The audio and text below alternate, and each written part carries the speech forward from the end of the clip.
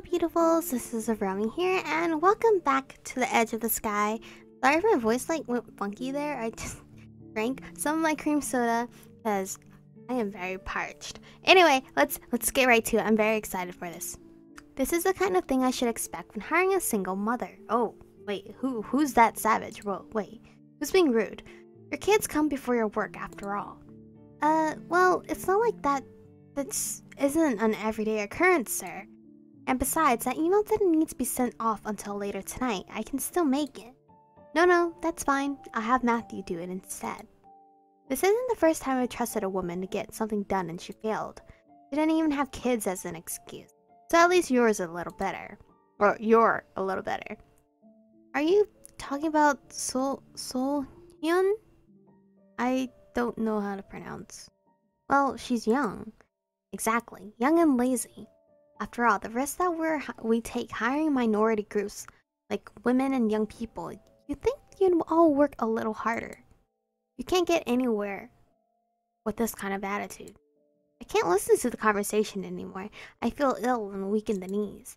Here too? Even in Olympia City, there's crap like this going on. I mean, it has to.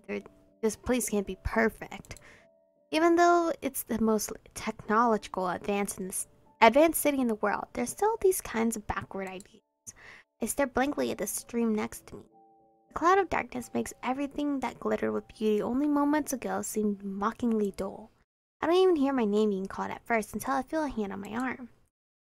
Oh, it's Zero! I snap my head up to see Zero of all people standing in front of me. I stare at him in shock. Zero, long time no see! Are you stalking me? Why are you here? Well, he lives here, first of all. No, long time no see. Oh, I wish there was just a hug option. Zero, long time no see. Joe shyly smiles and nods at me. I came to get you. I mean, I was sent to get you. You're late. They thought you might be lost. Perfect, you guys are smart, because I would be. I gasped and then quickly tapped the sides of my glasses to bring up the digital overlay. The time says 5:45. I was supposed to be there at 5 p.m. Oh my god, I'm 45 minutes late? Oh, hit, let's go. I start walking together with Zero. After a few quiet moments, I glance at him. I'm sorry I'm so late. You know any shortcuts? Maybe. Oh, he's so cute. Oh god. Just one though. One is enough. Can you run fast? What? Because if you can't, you won't be able to keep up with me. With the other guys you're about to meet, much less me. Look at that smile. It's small, but it's cute. Before I can respond, Zero runs off at a ridiculous speed. What a little shit. Determined to catch up, I dash out through the Sunset City after him. I catch up to Zero in a train station.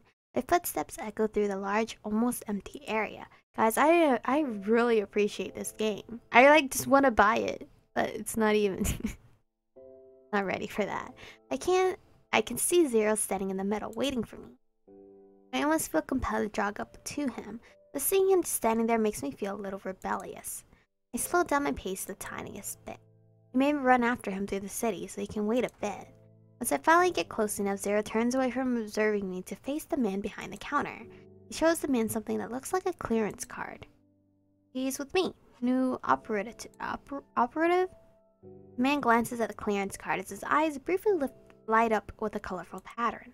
It's gone as quickly as it appeared, too quick for me to catch anything other than a flash of orange in his eyes. The man spares me a quick glance before he nods and waves us through. As I follow Zero, who isn't running off at high speeds this time, I take the time to observe our surroundings. The place looks old yet well kept. Whoever is keeping the interior design like this must really like the vintage look. Though, it doesn't look vintage to me, it looks more like futuristic. Though, I still don't get why we're in an old-fashioned train station. Or is this vintage? Guys, I don't ride the train a lot. I had hoped we'd be flying there in a car, since I've never been on a flying one before. But, oh well, maybe some other time. Zero starts moving towards one of the trains that just arrived and I follow him in. Oh yeah, now it looks very vintage. Reminds me of like New York now. Zero sits down on one side and I sit on the other. Well, New York doesn't have this comfortable seats that I can remember when I was there, and I sit on the other across from him. He merely stares at me, slowly making me feel more and more awkward. I can't take it anymore, so I turn and look around the vintage-style train. It's so empty. Are we really the only ones on the train? When I turn back, Zero is still just staring at me with no discernible expression. I decide that this might be a good time to ask a question. Why are you staring? Why are we taking a train like this? It's my question. This is a train that only takes phase operative. It's underground, so it takes you straight to phase HQ. Phase HQ. Does that mean there's also a regular headquarters? Yeah, there's a government building for the public, and a special one for the operatives. Ah, I see. Other than a few curious stolen glances here and there, we spend the rest of the train ride completely silent. In another 15 minutes, we arrived at the next station. Maybe I should have picked Why You're Staring at Me. That would have been a cuter. And we head into Phase HQ itself. The moment I get a look inside, I stop in my tracks. The beautiful atrium has a light feeling to it, with so much open space and windows letting in the natural light. It's filled with people, operatives, and researchers all in white walking around, or about, sorry. Some are in groups and some on their own. Although it's busy, the area itself is too big to feel crowded. I space out, taking in all the details of this wonderful, spacious place. I like that thing right. I step back and look up at the ceiling at the sky above. Wow. Good evening. I look back down and see a woman standing there. Hello! Wow, your makeup game is on point. I am Dr. Kiria?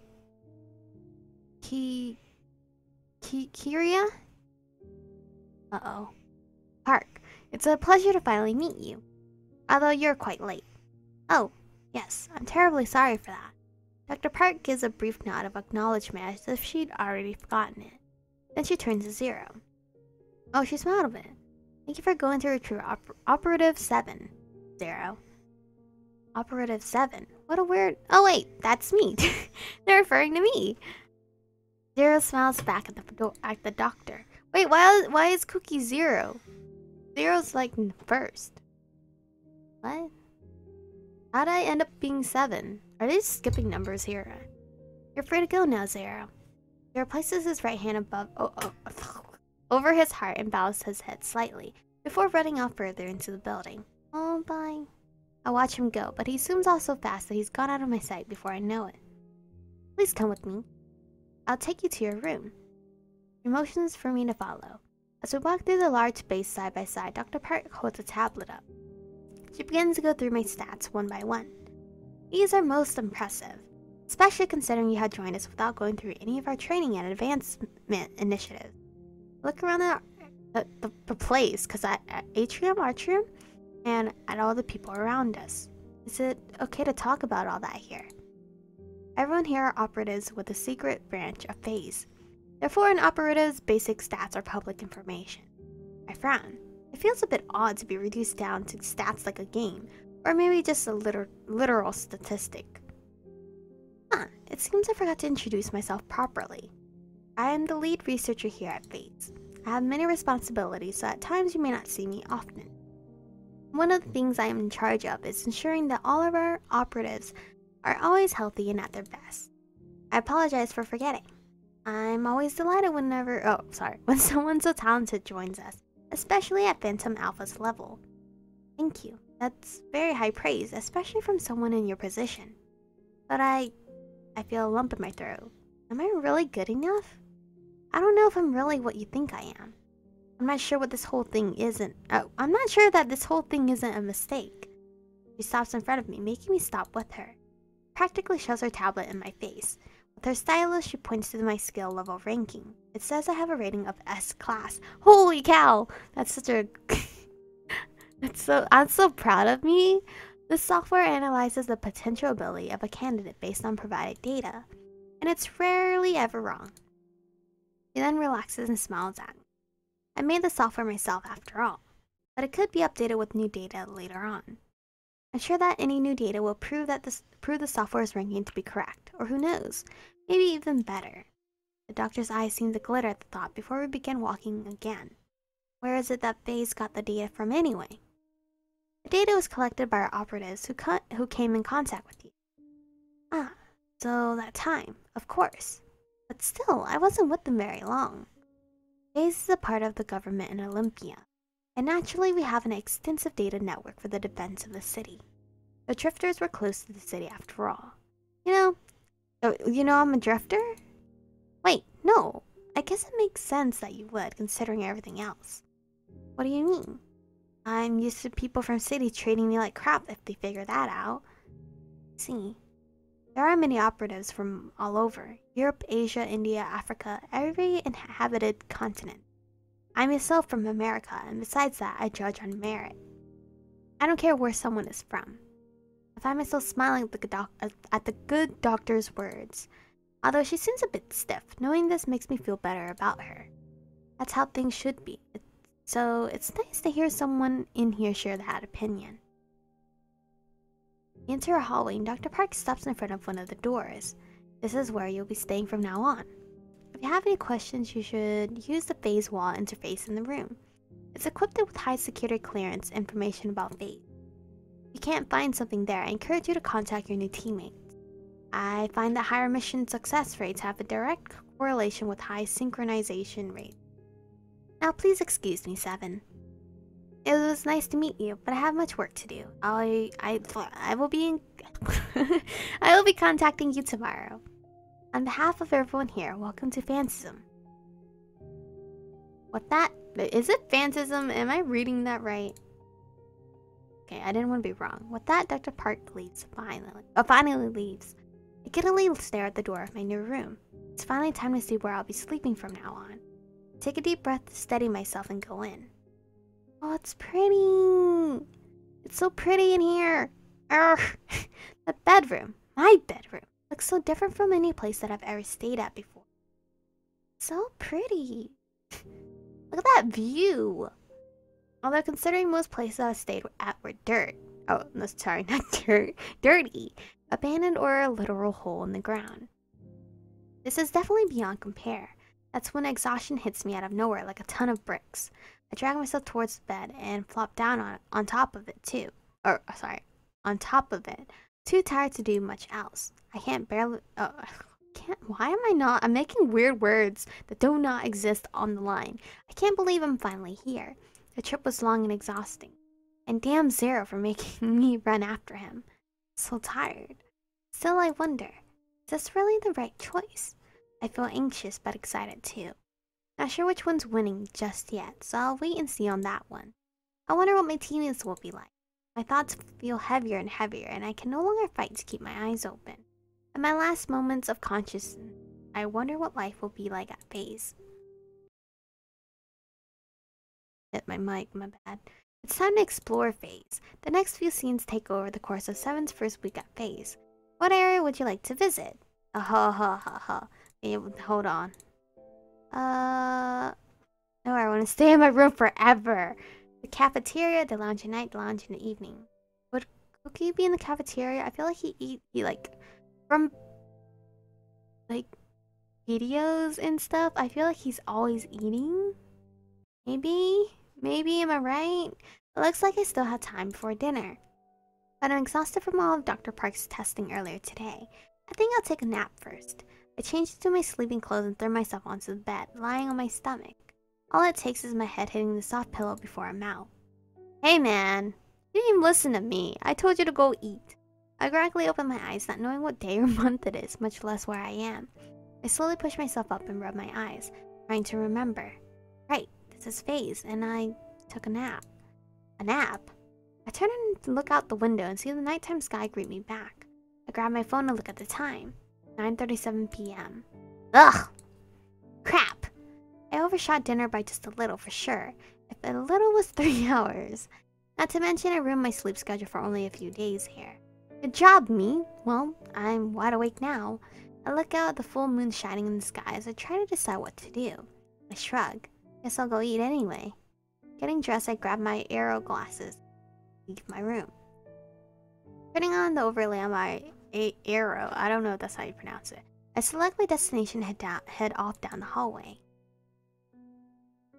In the cafeteria, I order my dinner from a touchscreen, then sit at a table and wait for it. This background, wasn't this also this background? I don't know, this background looks familiar. There's a few others here, and I hazard a guess that people eat here 24/7 anyway. I scan the other people here curiously. Most wear the white uniforms of phase researchers. Here and there, some very distinct people stand out with a strong aura, and I bet that they might be other operatives. That feels so weird to think. The operatives look so intense and capable that I wonder for the millionth time if I have a right to be here. That's when I notice someone who looks distinct, but has a different feeling from the others. Someone in white. Oh, yay! Yay, I got him. Zero. Something about him feels naturally more innocent than the others. Thinking back, he felt different from all of the Phantom Alpha team that I met so far. I find myself curious about why that is and tilt my head. Maybe I should go over and talk to him. Would that be weird? I'm contemplating this when he gets up. He takes his tray to the trash can, empties it, and leaves the cafeteria. Damn, should have moved faster. Order number 106. I sigh and stand up to get my food. Maybe next time. Or Dr. Park said I should get to know all my teammates. Maybe I can find him after dinner. With that thought, I walk over to retrieve my food and finally eat. After dinner, I'm back to wandering the corridors again. This time my destination is set on Zero's location, which is only marked as a relaxation area. It looks like he's outside. Wonder why he'd be outside at night. Maybe he can't sleep. As I ponder these things, I move through the seemingly endless corridors and elevator. Although I've been trying to ignore it for some time, my heart yearns to see something other than these white walls. No, you're a phase operative now. Gotta think like a city dweller. You're the one who chose to stop drifting after all. My heart doesn't seem to care though, and it continues to argue with my mind until I reach my destination. Wow, it's so pretty up here. Oh. I'm surprised when I open the glass doors to what appears to be a rooftop area with gardens. I love that. I love the idea of a rooftop with plants, greeneries, or several in fact. The light from inside shines through the glass, giving off a gentle glow in the darkness of night. I easily spot Zero's white jacket against a dark backdrop in the distance. He's sitting on one of the benches with his hands in his pocket, his posture relaxed. I feel uneasy when I suddenly wonder if it's okay to just go talk to him like this. I mean, maybe he wanted to be alone. Remembering Dr. Park's words, though, give me strength. I shake my head and begin striding towards him. He glances at me immediately, his large dark eyes shining in the faint light. Hi. Mind if I sit here? Zero shakes his head and scoots over on the bench, and I sit down. I wait for him to start speaking to question why I'm here, or why I'm there, but he doesn't. The seconds stretch on into minutes before that I realize that my plan to chat with him has turned into an awkward silence. Frantic at my social failure, I try to think of something good to say that isn't, tell me your whole life story. So, it's a real nice night for an evening? Oh god, did I really just say that? I feel heat rush to my face at my terrible social skills. But Zero just looks at me and actually gives me a small laugh. Yeah. At seeing his bright smile, I relax. Good, so he has a sense of humor at least. If this had been 4, it might have gone really bad. Dr. Park told me I should try to get to know you guys, the team I mean. I saw you in the cafeteria earlier, so I thought I'd come say hi. Zero nods along, then scratches his head. Are you getting used to things? Do you have any questions? When did you come here? Think so. Should I answer him or should I ask his question? What the question? Ask. Whatever. One question pops in my mind. When did you come here, Zero? I was a little kid. 7 years old. Wow. Must have been hard. Yeah. Although I've only been a part of Phantom Alpha for 3 weeks. Oh, so you're new like me? Zero nods and I smile, feeling a little better. It doesn't seem like he's new. I guess we can be the rookies on the team then. I know you've been at phase longer, but let's help each other out. I hold out a hand to Zero and he looks surprised before taking it. We shake hands briefly and Zero smiles. I was feeling kind of lonely, so I'm glad you came. Oh my god! Oh, you mean to talk? Zero slowly shakes his head. Yes and no. I was sitting out here to collect my thoughts. But I meant to the team.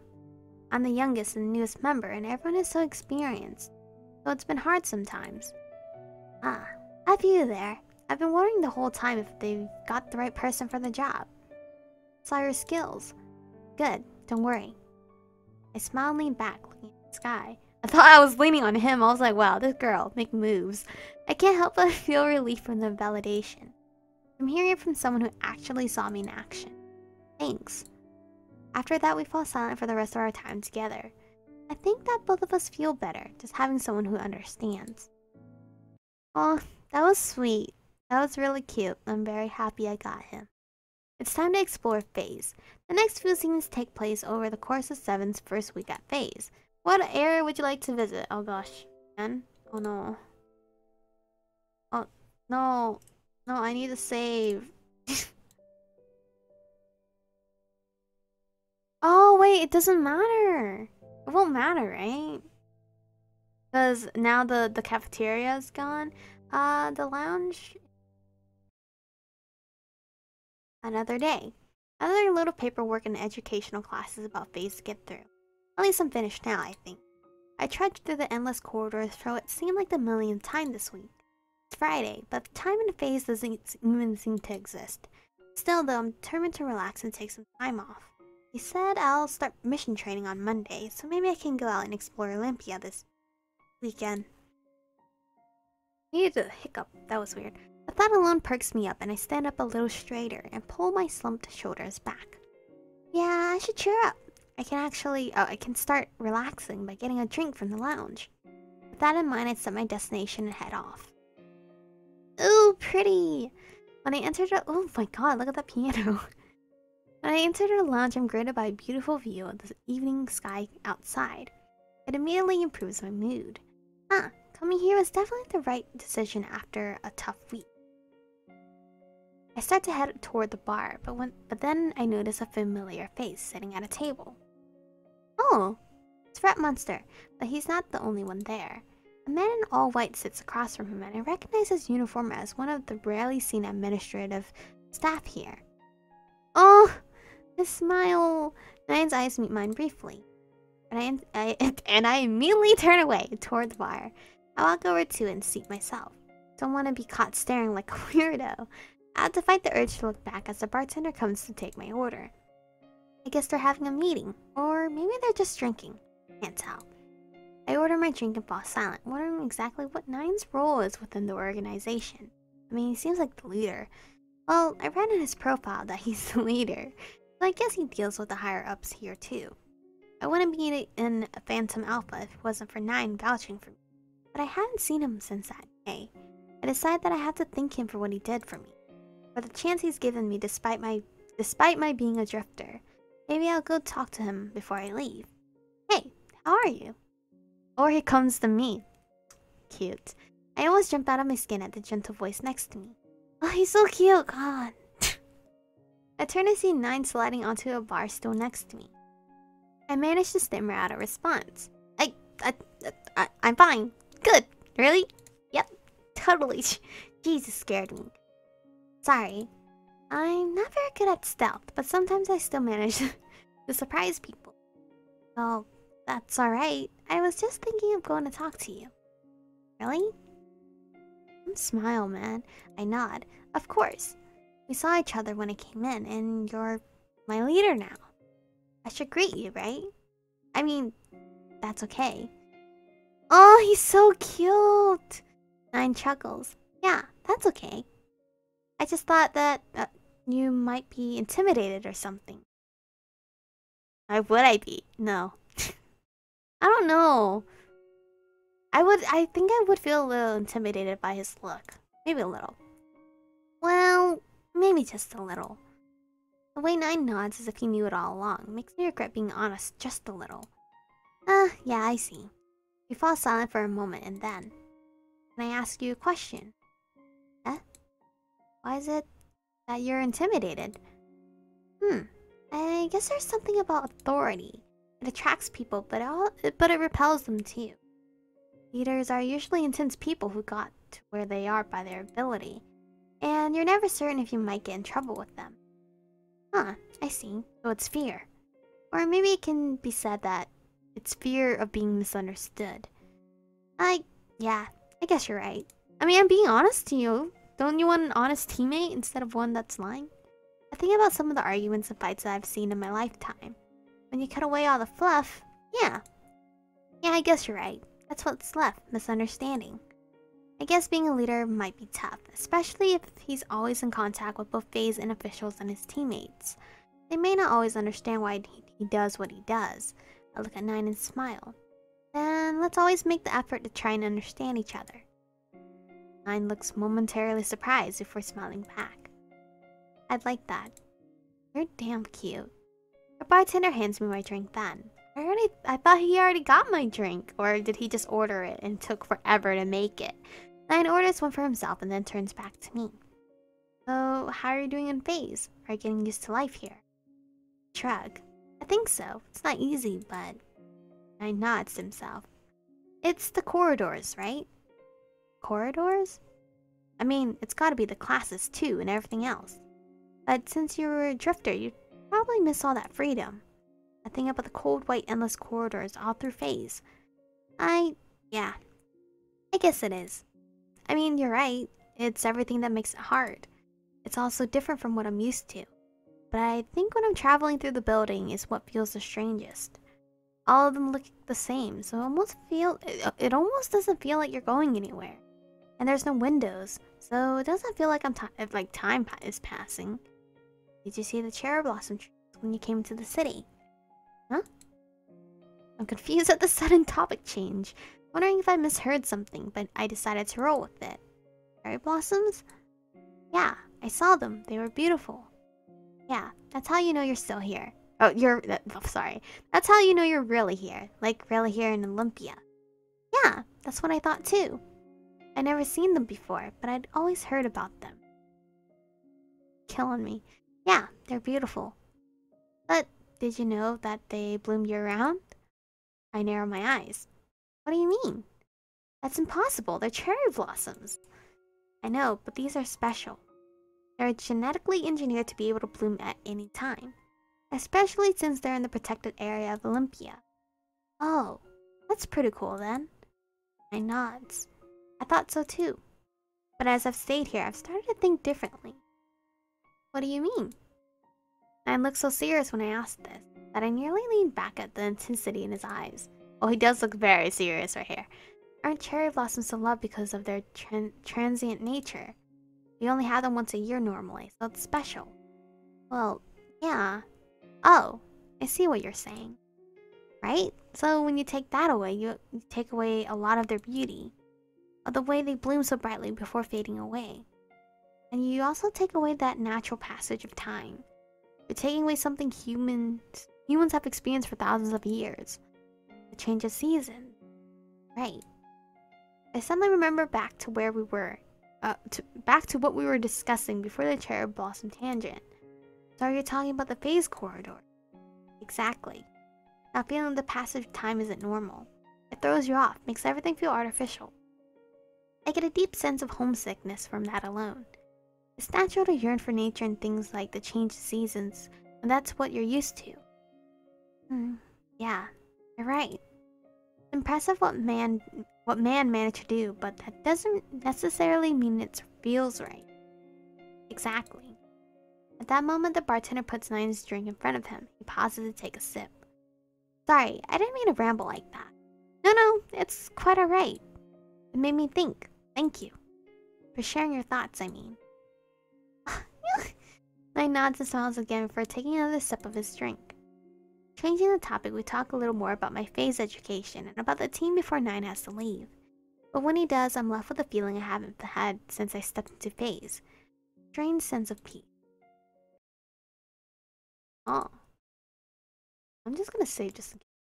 But we're saving to end the episode. Yeah, it seems like I could go everywhere, so it didn't really matter what I picked.